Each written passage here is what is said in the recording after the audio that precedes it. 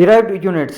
ऐसे units for measuring all other physical quantities are derived from the base units and supplementary units. ऐसे units दूसरी तमाम physical quantities की पेमाइश करने के लिए अखज़ किए जाते हैं बेस और सप्लीमेंट्री यूनिट से। इनमें से कुछ some derived units are given in table 1.3। कुछ डिराइव्ड यूनिट्स जो हैं वो इस तरह दिए गए हैं हमारे पास। डिराइव्ड क्वांटिटीज़ हैं, बेस क्वांटिटीज़ नहीं हैं, तो इसके यूनिट्स भी डिराइव्ड होंगे। यहाँ पर हमारे पास नंबर 1 पर है फोर्स। फोर्स का यूनिट है न्यूटन। तो अगर हम देखें तो ये इसके जो बेस यूनिट्स हैं वो बनते हैं kilogram metre per second square. Kilogram mass का यूनिट है और metre per second square acceleration का यूनिट है। फोर्स के बारे में हम जानते हैं mass with acceleration is equal to force. तो यहाँ पर मास और एक्सेलरेशन के यूनिट्स आ रहे हैं। नेक्स्ट हमारे पास वर्क। वर्क का यूनिट जॉल है, इसकी सिंबल जे है और इसके अगर हम यूनिट्स को देखें बेस यूनिट्स न्यूटन मीटर के इक्वल हैं। Newton metre is equal to kilogram metre square per second square. Newton force का यूनिट है और मीटर डिस्टेंस का यूनिट है। अगर फोर्स अप्लाई हो और उसके नतीजे में डिस्टेंस कवर हो तो ये इक्वल होगा वर्क के। पावर के यूनिट है वाट और इसका सिंबल बनेगा डब्ल्यू। इसके बेस यूनिट्स अगर हम देखें तो joule per second is equal to kilogram metre square second की पावर -3। जॉल वर्क का यूनिट है और सेकंड टाइम का यूनिट है, तो work done per unit time is equal to power. Pressure की यूनिट है पास्कल और इसका सिंबल बनेगा PA। इसके अगर हम बेस यूनिट्स को देखें तो ये newton per metre square is equal to kilogram per metre per second square. इसमें न्यूटन फोर्स का यूनिट है और मीटर स्क्वायर एरिया का यूनिट है। Force applied per unit area वो इक्वल होगी प्रेशर के। इलेक्ट्रिक चार्ज का यूनिट है कूलम। इसका सिंबल बनेगा C। इसके बेस यूनिट्स हैं एम्पेयर सेकंड। एम्पेयर करंट का यूनिट है और सेकंड टाइम का यूनिट है। अगर हम टाइम के हिसाब से इलेक्ट्रिक करंट को देखें तो ये इलेक्ट्रिक चार्ज के इक्वल होगा। नोटेशन का मतलब होता है अलामात के जरिए लिखना। Numbers are expressed in standard form called scientific notation. अगर नंबर्स को स्टैंडर्ड फॉर्म में लिखा जाए तो ये साइंटिफिक नोटेशन कहलाता है। विच एम्प्लाइज पावर्स ऑफ 10, जिसमें 10 की पावर्स का इस्तेमाल किया जाता है। The internationally accepted practice is that there should be only one non zero digit left of the decimal. बैनुल-अक़वामी तौर पर माना जाने वाला तरीका ये है कि इशारिया के बाएं जानिब सिर्फ एक डिजिट होना चाहिए और वो नॉन जीरो डिजिट होना चाहिए। Thus, the number 134.7 should be written as 1.347 multiplied by 10 power 2।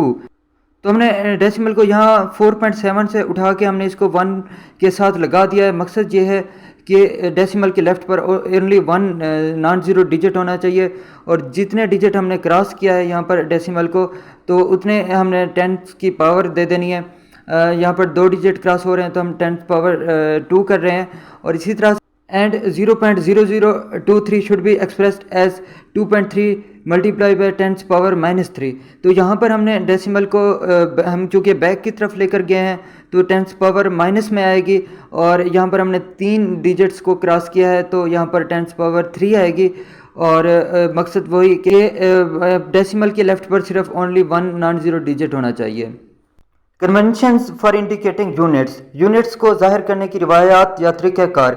Use of ऐसे units requires special care more particularly in writing prefixes.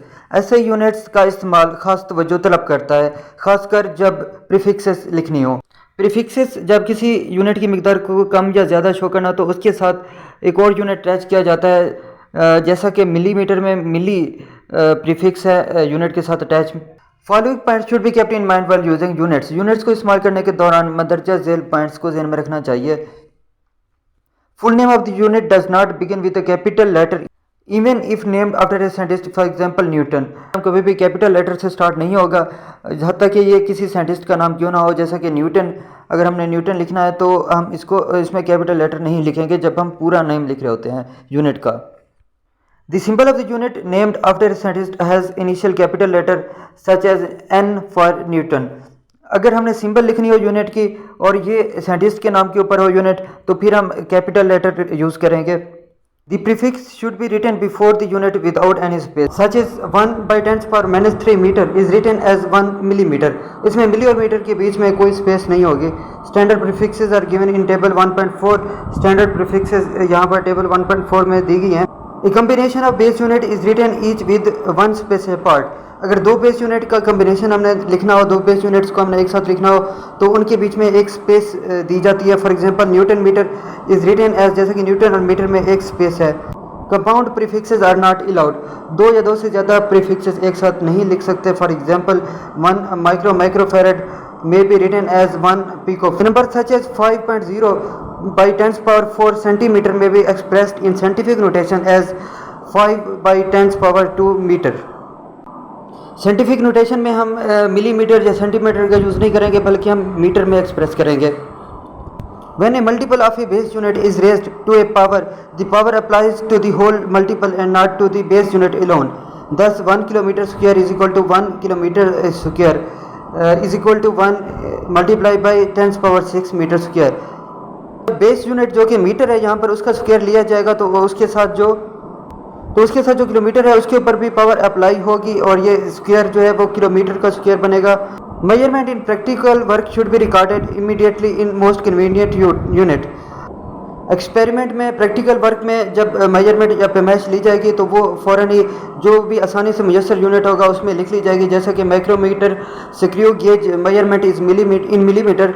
जैसे कि माइक्रोमीटर स्क्रू गेज जो है वो पैमाइश देता है मिलीमीटर में तो हम मिलीमीटर में लिख लेंगे. And the mass of calorimeter in grams, और कैलोरीमीटर जो मास है उसकी अमाउंट देता है ग्राम्स में तो हम ग्राम्स में ही लिख लेंगे. But before calculation for the result, जबकि रिजल्ट की कैलकुलेशन करने से पहले are the measurements must be converted to the appropriate SI base units. तो तमाम जो पैमाइशें हैं उनको हम एसआई यूनिट्स बेस यूनिट्स में कन्वर्ट करेंगे, तब्दील करेंगे.